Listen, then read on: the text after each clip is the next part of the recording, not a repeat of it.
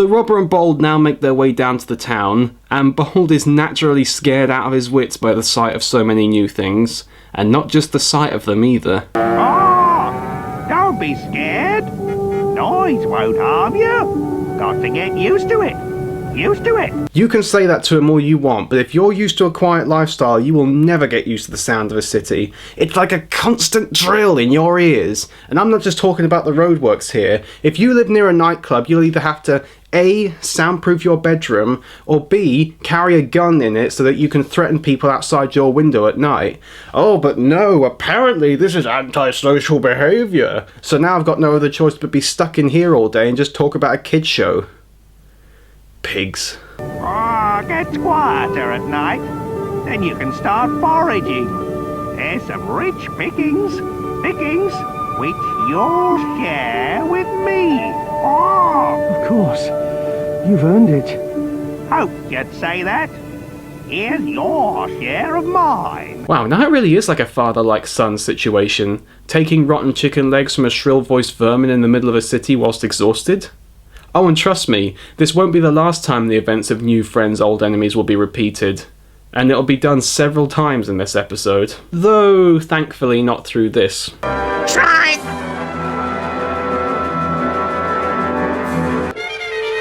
Actually, I'm getting a little bit sick of the old Batman transition now. Can't we switch it up a bit? You know, with something maybe a bit more dynamic and 80s. Alright, that's what I'm talking about. Anyway, Ada's still trying to hide out in her little hole, but Scarface is still there, waiting for her. Still there, Scarface? Still here, Ada. Okay, I've already done a Springtrap joke for this series, I can't do another one. Ah, what the hell. And he's still here too. You're wasting your time. Soon you'll be wasting away. Laughing when I've just bitten your tail off. Please don't remind us. I'm still trying to get the image of Ada's tail being snapped like a mouldy pepperami out of my head. Only a farthing Ada would do that. Come on, admit it. You're the famous Farthing Ada. You're the brave snake who killed Scarface's son. Admit it! Scarface feels like addressing himself in the third person now. Scarface wants to make himself sound like Grimlock from Transformers. I mean, it only makes sense after Scarface saw that awesome transition earlier. Also, Scarface has kind of got a point, Ada. There's no point in acting coy now. You're as guilty as someone standing next to a bloody body with a knife in their hand saying, "I'm glad I killed the bastard." Unless you have Bob Massingburg as a lawyer, then you'll be flying high. Though that's probably the last thing you want to be doing given what Whistler did to you last series. So Scarface still swears off revenge to Ada, who does the same to him. In other words, more of what we saw from the last episode. Oh, how we do love filler. Okay, fuck you. How's that?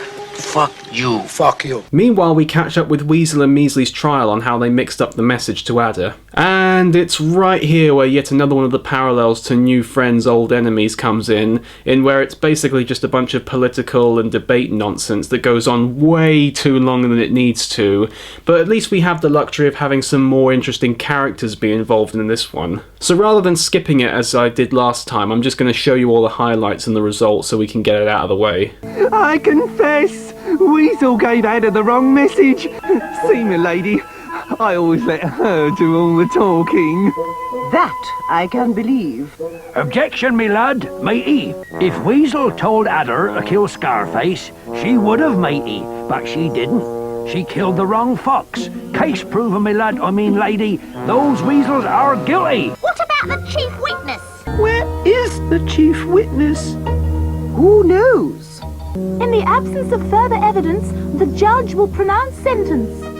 For dropping Ada in it, the sentence of this court is that you both be taken to a wet place and... Dropped in it. So, it's the Oxbridge style of punishment then. Good to know. So, Weasel and Measley are now thrown into a lake and the momentary plot congestion is now past. Now we can actually get to the stuff that we want to see. And the parallels to NFOE don't end here either. We then cut back to Friendly, who is just heading back from seeing Charmer and Ranger's little escapade and is going to tell Fox.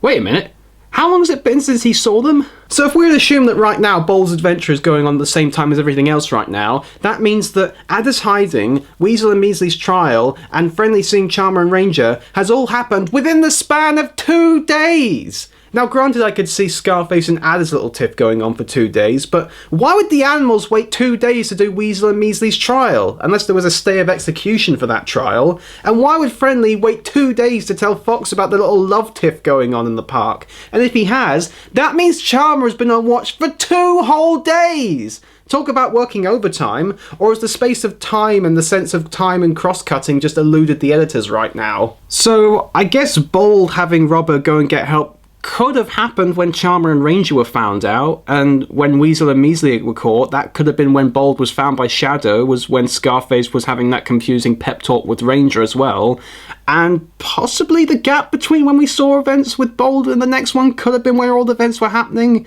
but we're still seeing the events of Bold Troubles as the rest of the episode plays on. This is more confusing than trying to figure out the continuity of the X-Men prequels and Mad Max Fury Road combined. At least those movies are action-packed adrenaline rushes that help take your mind off that stuff. All this has is... So it's not exactly easy to ignore, is it? Oh, whatever. Friendly then tells Fox about Charmer's little secret crush. You should be on watch. Charmer will be waiting for you. Charmer? Oh, yes.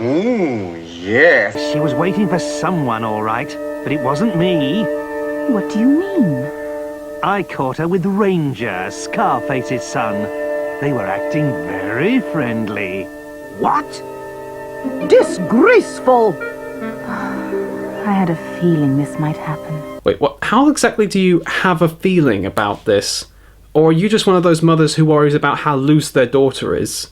Because if that is the case, then that takes us to a whole new level of messed up. Regardless, Fox's uptight arsehole sense kicks in and he starts going on about treachery. Psst. Oi mate, come over here.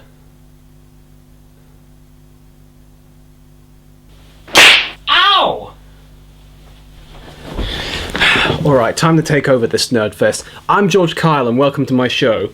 Now Fox, we've had Charmer in the back room all this time and she's not heard any of this, so it's about time we heard her side of the story. So, everybody, welcome to the stage, Charmer!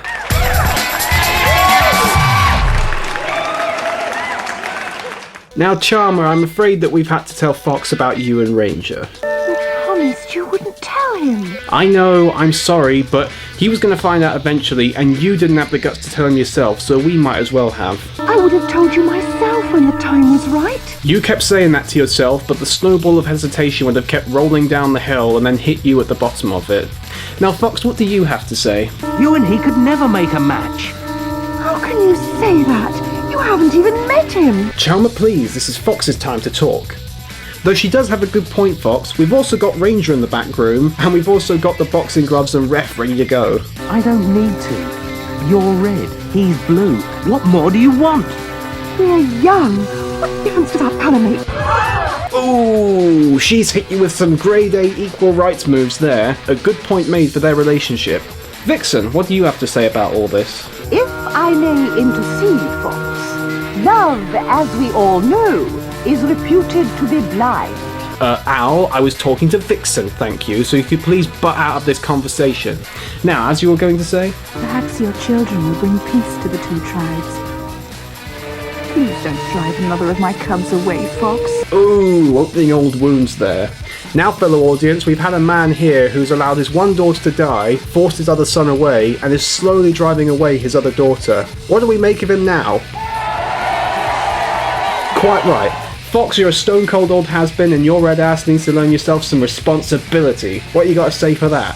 Shut up! Right, that's it. Lads, get him out of here. You're all against me. I'm sorry, Fox, but it's for your own good. Now that's all the time we have on the George Carl Show this week, but join me next time where we'll be discussing Fido and Cleo and finding out if Measley is really the father. See you then!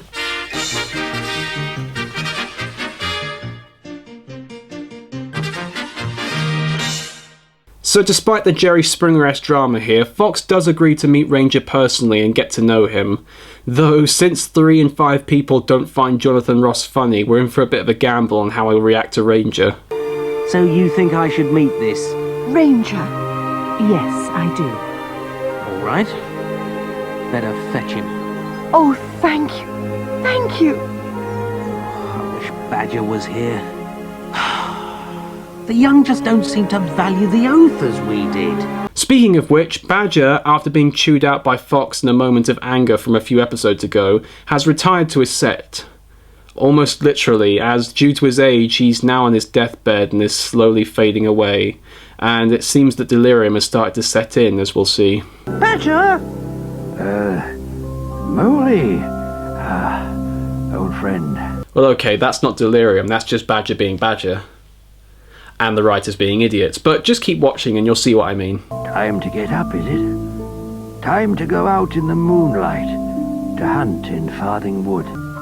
The moonlight playing through the leaves of the trees, light and shade, so you hardly even see the black and white coats of my ancestors. Either Badger really is going here, or he's taking some of Carl Pilkington's youth serum and he's aging backwards. I told him that would be a mistake. So despite almost being made a prisoner of endearment to poor old Badger, Mossy is rather upset about the idea of Badger passing on. And really, who wouldn't? He's an awesome character. So Mossy goes off to find Fox.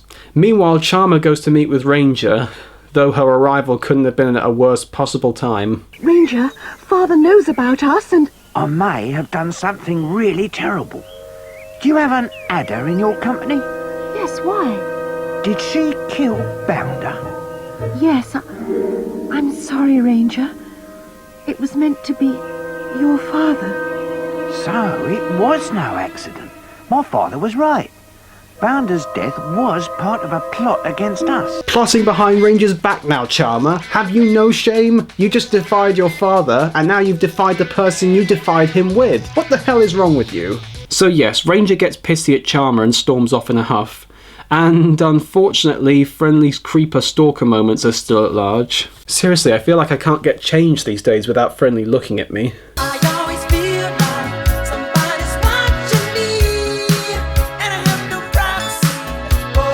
He then goes off to his parents to be a proper little tattletale as he always is. Charmer's not happy. A lover's tiff? Poor Charmer. Poor nothing. It's the best news I've heard all day. Well, prepare to have that squandered by some really, really bad news. Fox, is that you? Yes, Mossy. What's wrong? It's Badger. I think he's dying. To the Badger Cave! I knew I could find a use for that one more time. But yes, Mossy, Fox, Vixen and Friendly arrive at Badger's set to be by his side in his deathbed.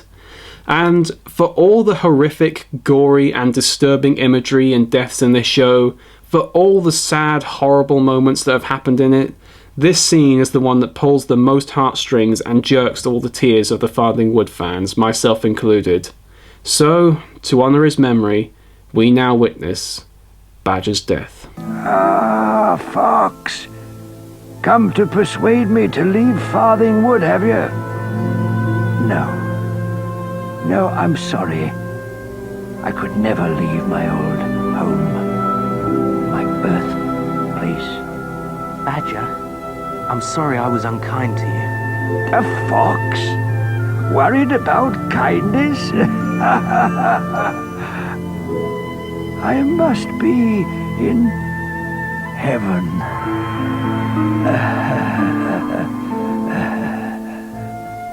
Badger. He's gone. He really has gone.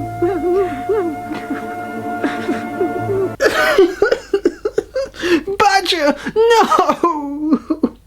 Good night, sweet Melanie, and may flights of weasels sing thee to thy rest. In all honesty, this was actually a really well handled scene. The key characters all come in when appropriate, with Fox and Vixen being by his side during death and the rest of the train being there during the closing of his tomb. The slow and calm yet still sorrowful music accents the scene perfectly, and the darker yet still comforting mood makes it feel sad but not straight down depressing and melancholy like they sometimes do on this show, and it feels like the proper send-off to give to a character who did so much and was such an influence on the other characters in the story in general. Which is how Mole's death should have gone. Seriously, you do this for Badger and you just shove Mole aside and push him under the rug? Actually, in that regard, my only gripe about this scene is how it kind of comes out of nowhere. It probably would have helped if it just casually cut back to Badger every once in a while in the last episode to show him sleeping or mumbling about how tired he feels. But to not see him for a whole episode and then we just cut over to him literally dying comes a bit of a shock and can leave you feeling a bit disorientated and confused. It's like the ending to Meet the Feebles all over again. Confusing, out of nowhere, and leaves you feeling like you want to fall to the floor crying. But alas, we still can't deny that this still stands as one of the most emotional scenes in the whole show, and bolstered by the character saying how much of a great person he was. Of that, he was indeed. He was a charming and noble individual, and I think that we would all agree if it had not been for his resourceful and experienced ways, the animals would have never made it to White Deer Park. Badger, we salute you.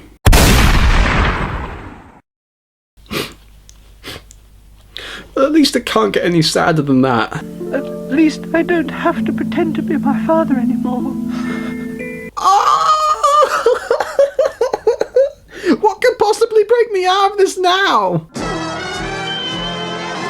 Oh, right, yeah, that's going on. So we cut over to Bold, where despite his lack of knowledge or experience in the city, he seems to be doing pretty well. And things get even better when he sees...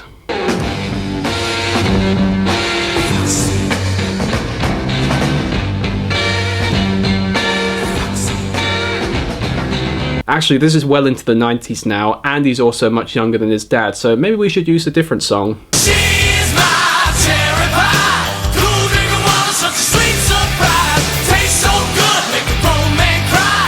Sweet cherry pie, yeah. Allow me to introduce you guys to Whisper, soon to be the bane of Bold's existence. Oh, not just because she's going to become Bold's mate, but because she's going to prove herself to be potentially one of the most selfish and self-absorbed characters in this entire show. And given the roundup of self-absorbed pricks that we've had already, that's saying a lot. But I'm getting a bit ahead of myself yet again, though she does seem to show some of that when we first meet her, since she acts like any uptown girl would when she sees a country bumpkin. Hello, I'm Bold.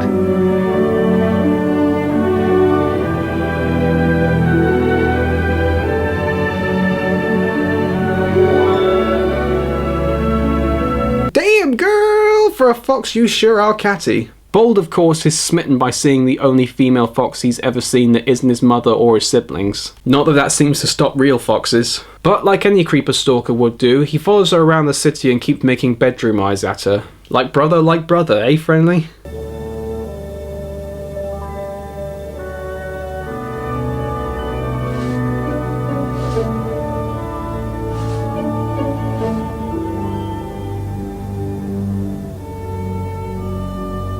Ooh, I know that face. That face almost always precedes the words, "What the hell are you doing, you pervert?" Which is then swiftly followed by, "Restraining order granted." Can't you jump over it? No, I was wounded in my back leg. You poor thing. Well, anyway, you're not missing much in here. I was going myself.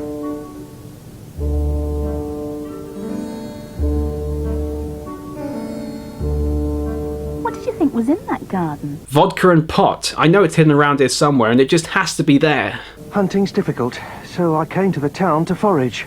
I suppose if you can't jump, you won't be able to run either. Of course I can't. My, we are touchy, aren't we? You'd be touchy all right if you'd been shot in the leg. I could be your legs, if you'd like. I'm not helpless. Says the guy who can't run, jump, dig, hunt very well, relies on an animal whose main job it is to ruin cars by shitting on them, and has no sense of depth perception. Although that line did lead to this awesome bit of fan art. Despite his pride, Bold goes along with Whisper and helps her out hunting, and so our two foxes go off into the night together. I can see why fans like this series so much. There's more fuzzy romances here than in Twilight, Frozen, and the Five Nights at Freddy's fanfiction combined. So the pair tried to take things easy at first and try and catch some rats together, and actually succeed. And with 3 rats comes with food for him, her, and the third wheel. Oh, it's not for me, it's for my friend. Friend? A crow. We have an arrangement. We feed one another. I never heard anything so silly in all my life. You know how when you're dating someone for the first time and little red flags go up against any kind of little thing and you just ignore them? Well, Bold's going to regret ignoring that little red flag for a very long time eventually. So Whisper invites Bold back to her Earth. No, not like that. Although possibly actually, given what we see in a future episode. But sadly, her proposition is turned down. No, it's my friend. He'll be waiting for me. The crow. Oh, I see. Well, have it your own way. Oh, swing that way, do you? Oh, okay, that's fine. You two have fun together. But Robber is smart enough and kind enough to know when his arrangement is probably cock-blocking Bold's chances, so he agrees to allow Bold to go off with Whisper. If you need me, just leave a bit of something under the bush. Then I'll know. Yes. And you do the same. I'll miss you, Crow. Oh, you'll be far too busy for that. Whoa there, Robber! This is the kids' show, remember? I mean, granted we were all thinking it, but you just don't go straight up saying it. So Bold goes back to Whisper, who seems delighted on Bold's now lack of the feathery ball and chain, and decides to hunt their way through the night and retire to her Earth. Which of course means... Oh yeah. Or at least they would if it weren't for the fact that the wall in which her Earth is behind is too tall for Bold to get over. That's always the way, isn't it? You go halfway across town to go to some girl's house and she's forgotten the keys. Such a mood killer. So the pair decide to scratch a gap out of the stone brick wall. No, seriously, they're just scratching at it. Listen. That's like trying to put out a house fire by blowing on it. And trust me, I had to find out that one the hard way. Warrant for arson and antisocial behaviour. It's not exactly looking very good for me, is it? Despite that though, they do manage to get the wall down and retire to Whisper's Earth, and the two engage in foxy pillow talk. It's lovely and warm in here. Oh, this is the life. You must be very tired.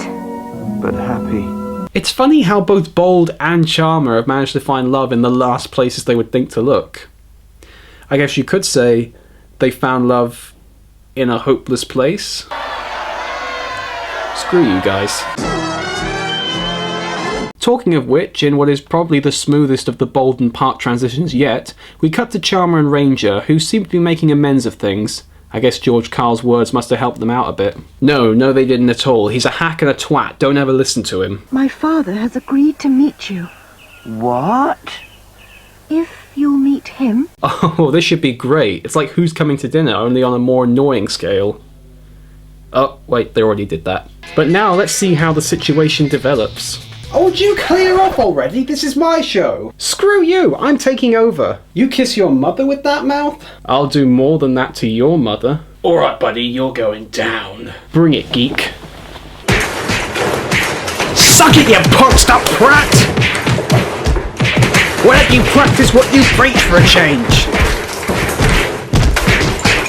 Try spouting bullshit with a broken jaw now! That should teach him a lesson. Now back to the episode. I think you honour your father. Yes, sir. Suppose your father attacked Charmer. Whose side would you fight on? That isn't fair. That is hard, Fox. But it's still a good question, and something that actually doesn't happen very often on this show, but is it really the right question to ask in this sensitive situation? But anyway, Ranger, what do you have to say to that? Sir, I've thought about this a good deal. If it came to an all-out scrap between your family and mine, I wouldn't fight against you, but I wouldn't fight for you either. Wow, a good answer to it too.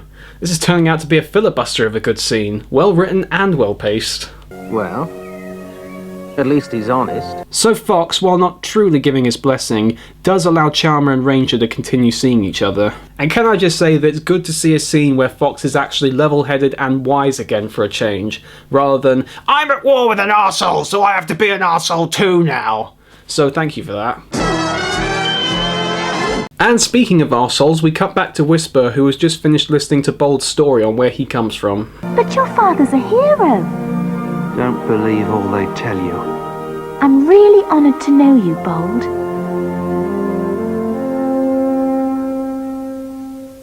So what to make of this episode? Well, the stakes have definitely risen since last episode, considering that they've been building on the actual drama and story of that episode, which is good. It allows it to feel a lot more serialised and a lot like the last series, but still allowing it to be its own thing. While I do keep alluding to what Whisper is going to be doing later in the series, I will say that she does give a good first impression here. She is a bit catty and presumptuous and is rather snooty and self-absorbed, which will come to a head in a few episodes, but she still does come off as friendly and helpful and genuinely seems to like and care about Bold, and her more sharp qualities seem to spawn more from her natural city slicker personality, which I like. It gives her an element of identity from her location, which this show does well with its characters, and Pamela Krevical, aka Speedy's voice actress, was a perfect choice for her voice too. And speaking of which, I do like how Bold has now entered into a more urban environment, and while it was experimented with in the last series, now we have it used more as a refugee location for the wounded and weak and Bold,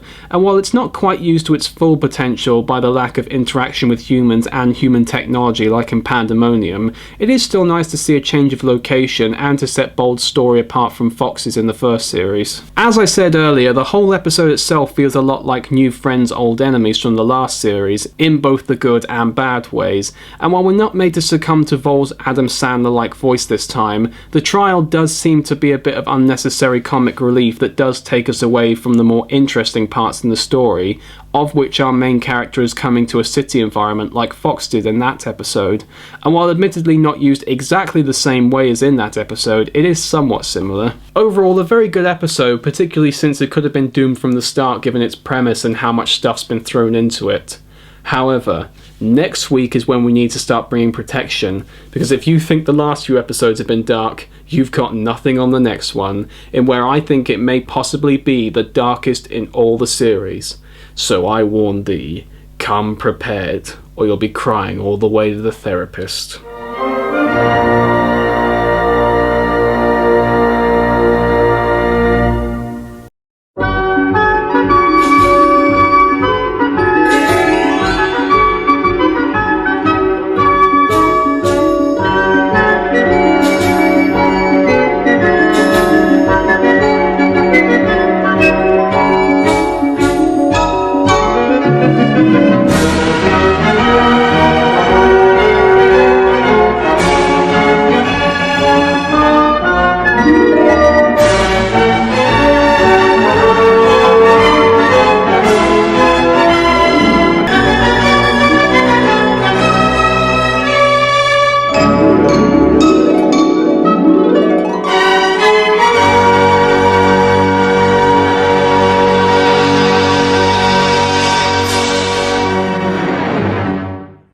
And now for something completely different. Why does it do that sometimes? Suck it, you punched up prat! Suck it, you punched up prat! Why don't you practice what you preach for a change? Try spouting bullshit with a broken jaw now!